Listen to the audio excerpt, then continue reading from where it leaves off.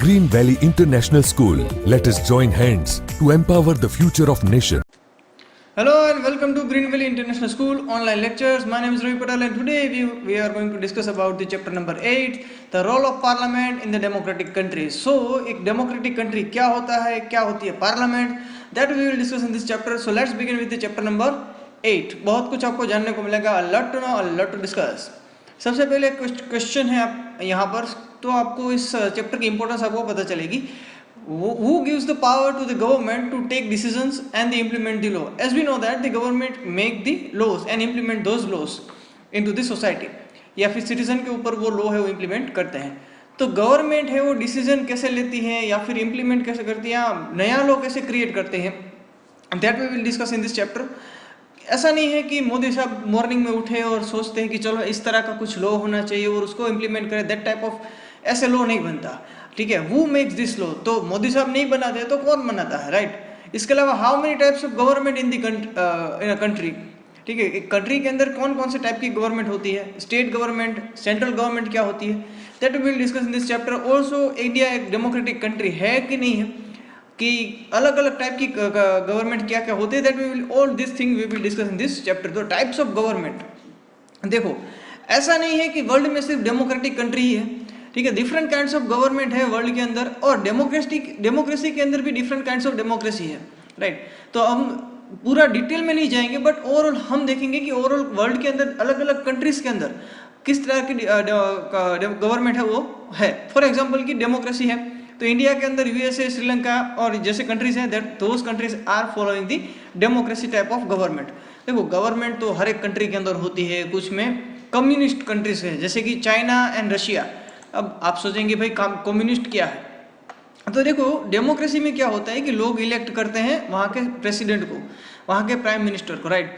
But यहाँ पर communist country में ऐसा नहीं है, लोगों के पास राइट नहीं है वोटिंग करने का कि आप किस प्रेसिडेंट को चूज करोगे. ठीक है, नॉर्मली कम्युनिस्ट कंट्री के अंदर एक ही या दो ही पार्टी होती है, while on the another hand in democratic country there are different kinds of countries, different kinds of parties are there, जैसे कि बीजेपी, कांग्रेस ऐसी है. यूएसए के अंदर डेमोक्रेटिक पार्टी है, रिपब्लिक पार्टी है.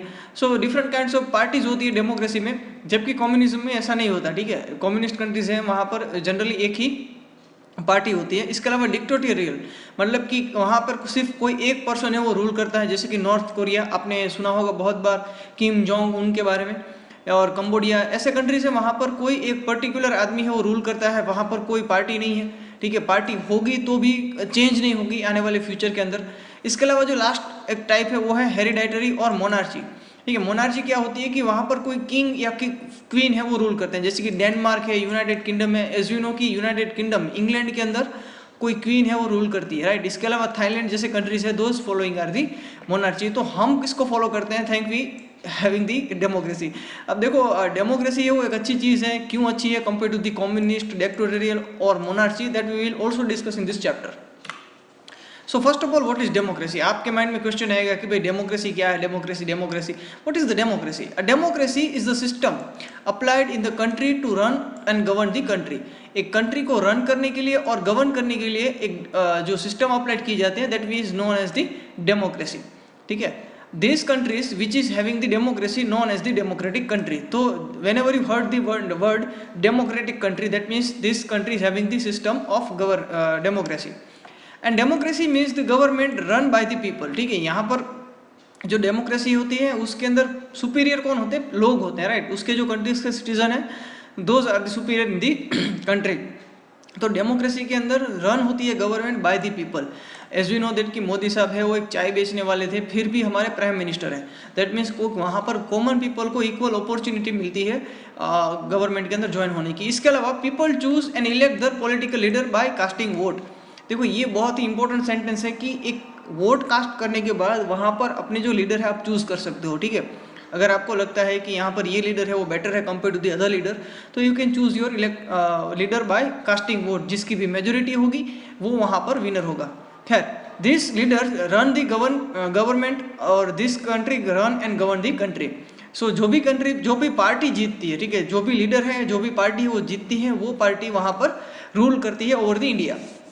नाउ मैं आपको बताऊं कि इंडिया के ऊपर बीजेपी है वो रूल करती है. अब बीजेपी है, उसके जो लीडर हैं वो रन करते हैं पूरी कंट्री को। दैट मीन्स कि हमने उसको जिताया है, राइट, हमने वोट दिया, और वोट किसको दिया है, हमने बीजेपी को दिया है, जो मेजोरिटी उसकी है। To govern and the country they make the law. अच्छा, गवर्न करने के लिए, कोई कंट्री को रन करने के लिए क्या इंपॉर्टेंट चीज़ है, लॉ क्रिएट करने जरूरी है by the time. Now can we direct choose our prime minister, क्या हम डायरेक्टली पीएम को वोट दे सकते हैं, क्या हम मोदी साहब को डायरेक्टली वोट कर सकते हैं? तो ये आप सोचो कि यूएसए के अंदर क्या है, कि यूएसए के अंदर डायरेक्टली वहां पर चूज करते हैं उसको, प्रेसिडेंट को, प्राइम मिनिस्टर को। जैसे कि राइट नाउ मैं बात करूं 2020 की, एक बहुत इंपॉर्टेंट इवेंट होने वाली है, यूएसए के अंदर इलेक्शन है।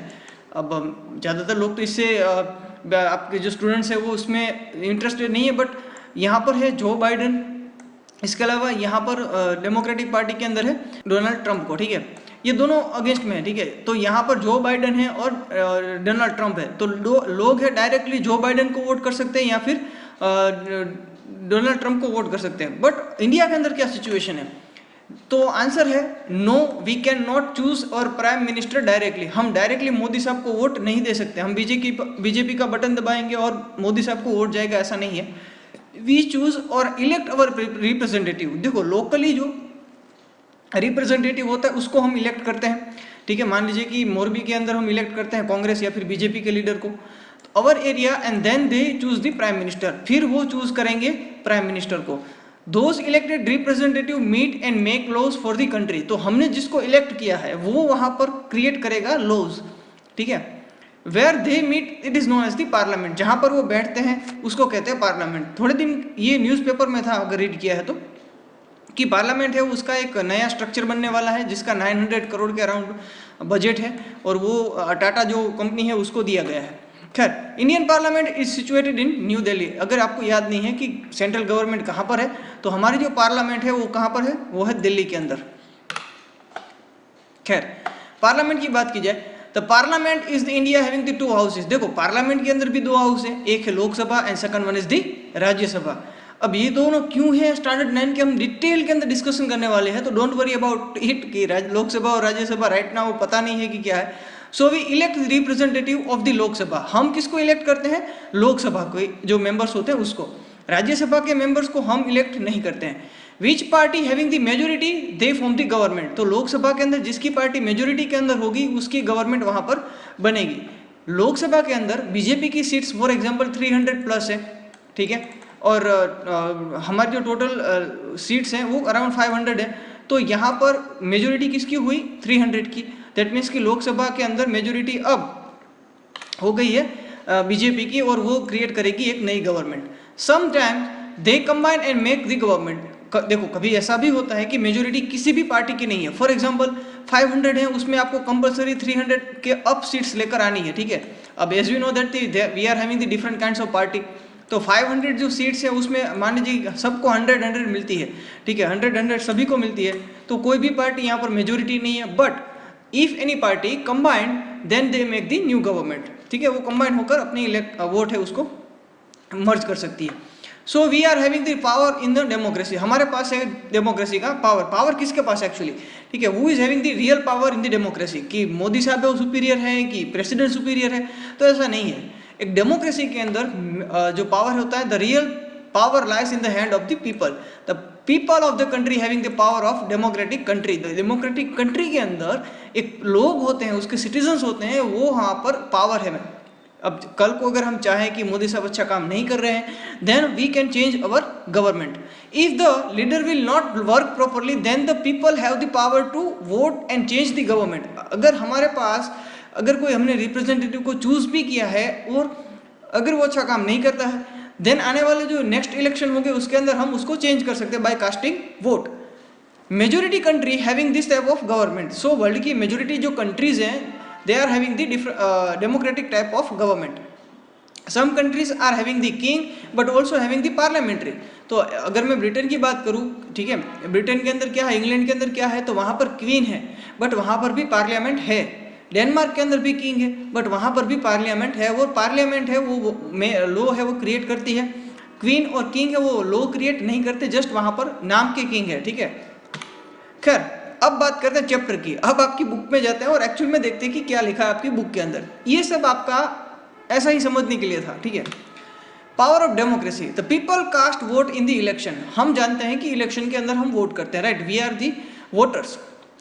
दे elect they representative by casting vote. हम वोट जिसको ज़्यादा देते हैं, ठीक है। फॉर एग्जांपल कि कोई विलेज के अंदर इलेक्शन हो रहा है, 5000 जितने लोग वहाँ पर है, तो जिसकी मेजोरिटी होगी वो वहाँ पर लीडर होगा। Elected leaders and the representative form the government, those elected leaders form the government, की जिसकी मेजोरिटी है वो लोग वहाँ पर एक गवर्नमेंट हो बनाएंगे। In democracy the government has to give clarification and the provide the reason for the decision taken. तो ऐसा नहीं है कि वो लॉ क्रिएट करते हैं और बाद में किसी को बताते नहीं है। तो देखो ऐसा नहीं है। डेमोक्रेसी के अंदर क्या है कि गवर्नमेंट अगर लॉ क्रिएट करती है तो इन दैट केस वो लोगों को बताएगी कि हमने ये लॉ क्यों बनाया है, why we take the decision. Right now अगर मोदी सर है वो कुछ चीज़ें बेचना चाहते हैं जो कि हमारी प्रॉपर्टी है, जैसे कि ट्रेन है वो बेचना चाहते हैं, उसका ग्लोबल प्राइवेटाइजेशन करना चाहते हैं, सो इन दैट केस उसको रीज़न बताना पड़ेगा कि हमने डिसीजन क्यों लिया है। The other form of government like the monarchy, in this type of government decision is taken by the king और क्वीन। तो अगर कोई किसी कंट्रीज़ के अंदर मोनार्ची है या फिर वहाँ पर कोई किंग रूल कर रहा है या फिर क्वीन रूल कर रही है, तो वो अपने डिसीजन है वो खुद ले सकती है, उसको लोगों को बताने की कोई रिक्वायरमेंट नहीं है। While on the another hand democracy के अंदर लोगों को आपको बताना पड़ेगा कि हमने ये डिसीजन क्यों लिया है। So who have the power, the most important characteristics of democracy. एक बात बहुत ही इंपॉर्टेंट अच्छी है कि इस डेमोक्रेसी के अंदर the power real power in the democracy is lies in the hand of people. So democracy is that sole the power, rule is not in the hand of one person.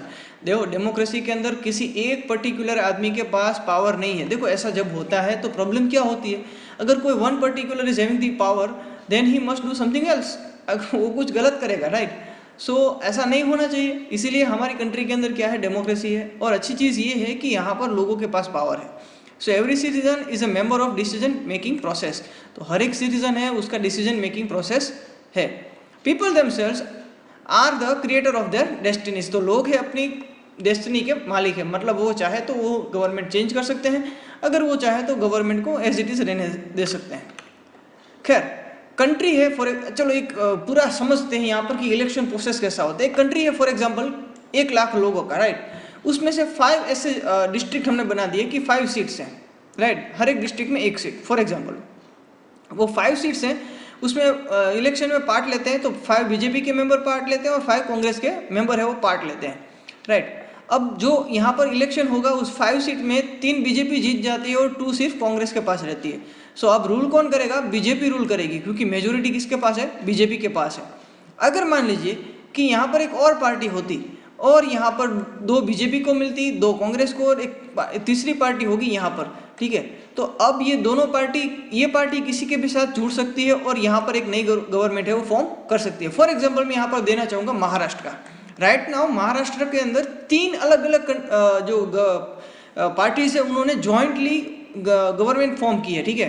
BJP है, उसके against में ये तीनों ने joint किया है, ठीक है। तो वहाँ पर शिवसेना है, कांग्रेस है और रमेश पवार की एक पार्टी है, उन दोनों ने मिलकर वहाँ पर एक गवर्नमेंट फॉर्म की है। सो बीजेपी यहाँ पर कौन जीता भाई, बीजेपी जीती according to the majority. So the BJP will rule over the country till the next election and among the winner side leader one will be the prime minister. तो यहाँ पर 3 में से कोई एक है वो क्या बनेगा, लीडर बनेगा। ये जस्ट काइंड ऑफ एग्जाम्पल है। रियल में सीट्स जो होती है वो बहुत ज़्यादा होती है, राइट। देखेंगे आगे कितनी सीट्स होती है। अब पार्लियामेंट क्या है और पार्लियामेंट क्यों फॉर्म होती है। देखो India adopt the parliamentary form of democracy. Parliament है वो बहुत ही इंपॉर्टेंट चीज़ है। पार्लियामेंट के अंदर आपके लॉज है वो क्रिएट किए जाते हैं। The parliament is the supreme institution of India, इसीलिए यहाँ पर लिखा है इंस्टीट्यूशन, ठीक है, supreme institution of India, because यहाँ पर आपके जो लॉज है वो क्रिएट होते हैं। इसके अलावा वहाँ पर क्या होता है, the parliament of India consist the president and the 2 houses. तो पार्लियामेंट के अंदर कितनी चीज़ें होती हैं, एक तो भाई प्रेसिडेंट होते हैं, इसके अलावा हमने आगे जो डिस्कस किए थे वो दोनों हाउसेज होते हैं। एक है लोकसभा जिसको हम लोअर हाउस कहते हैं, बहुत ही इंपॉर्टेंट चीज़ है। एग्जाम में if I ask the question कि write down the name of the houses of parliament, तो यहाँ पर अपर हाउस लोअर हाउस मत लिखना, आंसर आएगा Lok Sabha and then after Rajya Sabha. और कौन से लोकसभा लोअर हाउस है वो भी आपको लिखना पड़ेगा कि Lok Sabha is the lower house while Rajya Sabha is the upper house. तो पार्लियामेंट है, ओवरऑल है क्या, parliament is the Lok Sabha, Rajya Sabha and the president of India. हमारे फर्स्ट सिटीजन है प्रेसिडेंट, तो लोकसभा और राज्यसभा। अब लोकसभा के अंदर मैंने आपको एग्जांपल दिया था कि वहाँ पर 5 सीट है, लेकिन एक्चुअली कितनी है, 545 सीट्स हैं, और इसमें से गुजरात की 26 सीट्स हैं, ठीक है। तो 545 सीट्स में से 26 है वो गुजरात की है, ठीक है। इसके अलावा अगर मैं राज्यसभा की बात करूँ तो 250 सीट्स टोटल मेंबर हैं राज्यसभा के, उसमें से 11 सीट्स है वो है गुजरात की। तो इस तरह की हमारी इंडियन पार्लियामेंट है वो कुछ देखने को मिलती है। अगर आप विजिट करना चाहते हैं तो आप वहाँ पे विजिट कर सकते हैं बाय टेकिंग टिकट्स। वहाँ पर टिकट लीजिए और वहाँ पर आप जा सकती हैं। खैर, Indian parliament formed post independence is the symbol of the trust of the people of India. कि इंडिया है वो एक पोस्ट इंडिपेंडेंस होने के बाद एक सिंबल है कि लोगों का ट्रस्ट इसमें है, क्योंकि यहाँ पर आपके इलेक्टेड जो मेंबर है वो वहाँ पर जाएंगे। मैं आपको बताऊं कि मान लीजिए कि आपको अब मोरबी में कुछ प्रॉब्लम्स हैं, मोरबी के लोगों के लिए कुछ प्रॉब्लम्स हैं, सो इन दैट केस यहाँ पर कोई एक आदमी अगर रूल करता है, फॉर एग्जाम्पल हमारी कंट्री को कोई पार्लियामेंट नहीं होती, तो हमारी जो प्रॉब्लम्स है वहाँ पर जाके कौन बताता? आप खुद जाते हैं वहाँ पर बताने के लिए। और इमेजिन करो, इंडिया के अंदर 130 करोड़ लोग हैं, उन सभी की प्रॉब्लम्स अलग हैं, उन सभी की प्रॉब्लम्स है वो वहाँ पर बताने के लिए, जाने के लिए हमारे पास टाइम होगा क्या? सब लोग वहाँ पर जाएंगे तो सबके काम हो पाएंगे? नहीं। सो इन दैट केस हमारी पार्लियामेंट क्या करती है कि parliament is having the different representative from the different destination, की अलग अलग जगह से अलग अलग लोग वहाँ पर आए हैं और वो लोग वहाँ पर अपने जो क्वेश्चंस हैं वहाँ पर रख सकते हैं। The main feature of the decision making in the democracy are the people constant and their participation. So लोग यहाँ पर पार्टिसिपेट करते हैं इलेक्शन के अंदर, और ये अच्छी चीज़ है और मेन फीचर्स है हमारा डेमोक्रेसी का कि यहाँ पर डिसीजन मेकिंग है, प्रोसेस है डेमोक्रेसी के अंदर कि इलेक्शन के टाइम पे हम सभी पार्टिसिपेट करते हैं और डिसीजन है वो करते हैं। In our system of governance the parliament enjoy the complete power since it comprise the elected representative of the nation. तो हमारी जो गवर्नमेंट है उसके अंदर पार्लियामेंट के पास अनलिमिटेड पावर है, वो अपने लॉ क्रिएट कर सकती है। बट हाँ, अगर मान लीजिए कि आपके माइंड में क्वेश्चन ये आ सकता है कि पार्लियामेंट अगर कल को कुछ गलत लॉ बना दे, तो कल को अगर कुछ ऐसा लॉ क्रिएट करे जो हमारे जो फंडामेंटल राइट्स हैं, जैसे कि हम बोल नहीं सकते, ऐसे अगर मान लीजिए कि लॉ क्रिएट कर दिया तो सो देखो, ऐसी चिंता करने की बात नहीं है, टेंशन लेने की बात नहीं है, क्योंकि यहाँ पर काम करेगी सुप्रीम कोर्ट। आने वाले लेक्चर्स के अंदर डिस्कस करेंगे कि सुप्रीम कोर्ट क्या एक्शन ले सकती है on the parliament. Well, Rajya Sabha है वो आपको इस तरह की देखने को मिलेगी, यहाँ पर आपको रेड कारपेट देखने को मिलेगा। इसके पीछे भी एक फन फैक्ट है, मैं आपको आने वाले लेक्चर्स में जरूर बताऊंगा। इसके अलावा लोकसभा है वो ग्रीन कलर का आपको देखने को मिलेगा, which is known as the lower house. तो ये ग्रीन कलर का क्यों है वो भी हम आने वाले लेक्चर के अंदर डिस्कस करेंगे। आई होप कि आपको वीडियो अच्छा लगा होगा। अगर आपका कुछ क्वेश्चन है रिगार्डिंग दी गवर्नमेंट या फिर democracy, so don't forget to write in the comment section. I will see in the next one. Till then stay home, stay safe. Thank you very much for joining me.